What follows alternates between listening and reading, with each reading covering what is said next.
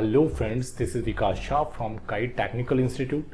Friends, आज के इस वीडियो टॉपिक्स में मैं हिस्ट्री ऑफ कंप्यूटर्स में कंप्यूटर्स की द्वितीय पीढ़ी मतलब सेकंड जनरेशन ऑफ कंप्यूटर्स को स्टडी कराने वाला हूं। जैसा कि मैंने आपको प्रीवियस वाले ट्यूटोरियल्स में फर्स्ट जनरेशन को क्लियर किया था, तो आज के इस टॉपिक्स में मैं सेकंड जनरेशन को लेकर आया हूं। तो सेकंड जनरेशन का जो कंप्यूटर है, आप देख रहे हो कंप्यूटर स्क्रीन्स पे कि सेकंड जनरेशन ऑफ कंप्यूटर 1956 से 1964 ईस्वी के बीच बन के तैयार हुआ। 1956 से 1964 ईस्वी ये टाइमिंग था। कंप्यूटर्स की प्रथम पीढ़ी के बाद, जब फर्स्ट जनरेशन के बाद 1956 में कंप्यूटर की दूसरी पीढ़ी का शुरुआत हुआ, जिसमें वैक्यूम ट्यूब के स्थान पर ट्रांजिस्टर्स का उपयोग किया जाने लगा। और ट्रांजिस्टर्स जो बनाया गया था वो विलियम शाक्ले, जो 1947 में ट्रांजिस्टर्स का निर्माण किए थे, उनके जरिए ट्रांजिस्टर्स को डेवलप किया गया था। ये एक एग्जांपल्स है as a photo of second generation of computer, जिसका उपयोग द्वितीय पीढ़ी के कंप्यूटर में वैक्यूम ट्यूब के स्थान पर किया जाने लगा। मतलब वैक्यूम ट्यूब की जगह पे ट्रांजिस्टर्स का यूज किया जाने लगा। वैक्यूम ट्यूब को हटाया, रिप्लेस किया और ट्रांजिस्टर्स को लगाया। ट्रांजिस्टर्स के उपयोग ने कंप्यूटर को वैक्यूम ट्यूब के अपेक्षाकृत अधिक गति एवं विश्वसनीयता प्रदान की। मतलब ट्रांजिस्टर्स के आने से हमारा जो सिस्टम था सेकेंड जनरेशन का, वो सिस्टम में ज़्यादा गति आ गई, थोड़ी स्पीड्स आ गई और ज़्यादा सफलता और विश्वसनीय पूर्वक कार्य करने लगा। क्योंकि जैसे जैसे हम लोग डेवलप हो रहे थे, जैसे जैसे हमारा मशीन्स डेवलप हो रहा था, हमारा कंप्यूटर्स की भी स्पीड्स डेवलप हो रही थी, उसकी रिलायबिलिटी डेवलप हो रही थी, उसकी प्राइसेस थोड़ी डिक्रीज हो रही थी, बहुत चीज़ों में डेवलपमेंट हो रहा था। ट्रांजिस्टर्स के आने के बाद कंप्यूटर के आकार में भी सुधार आया।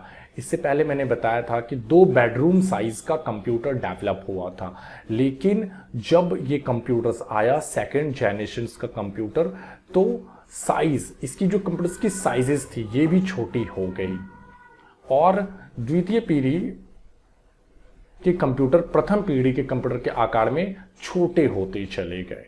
तो ये था हमारा सेकेंड जनरेशन। द्वितीय पीढ़ी के कंप्यूटर के कुछ मुख्य लक्षण थे।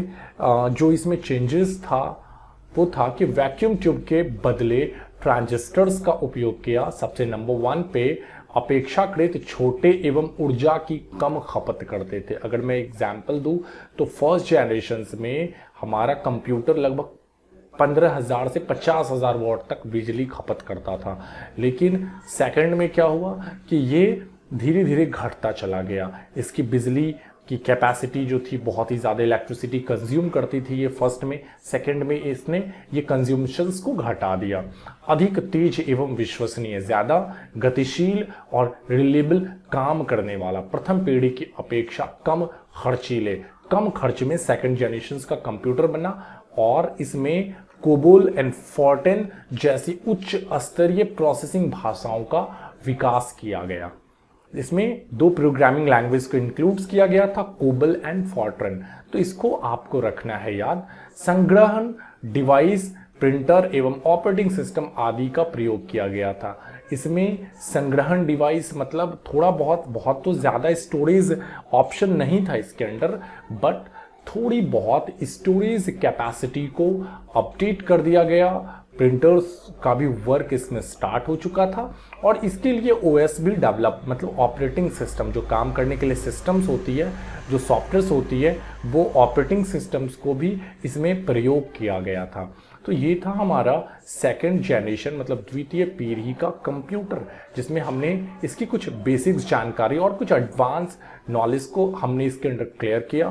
फ्रेंड्स, अगर आप हमारी टोटल सीरीज को देखते चलो जाओगे वन बाय वन, तो आपको कंप्लीट बेसिक्स नॉलेज क्लियर हो जाएगा। और मैं इस वाले टॉपिक्स को मैं बता रहा हूँ, ये जो मेरी सीरीज अभी चल रही है फंडामेंटल ऑफ कंप्यूटर, फिर आगे और भी आएगा, विंडोज़ आएगा, डॉस आएगा, एक्सेल्स, वर्ड, बहुत सी मतलब सॉफ्टवेयर्स को हम लोग यहाँ पे क्लियर करने वाले हैं, कवर करने वाले हैं।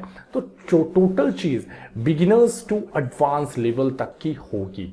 तो आप मेरी पूरी वीडियो को स्टेप बाय स्टेप देखो और अपनी कॉपी में इसको नोट करते चलो, क्योंकि आने वाले समय में मैं आपको होमवर्क भी दूंगा जिससे आपका ये लेवल और भी ज़्यादा क्लियर हो सके।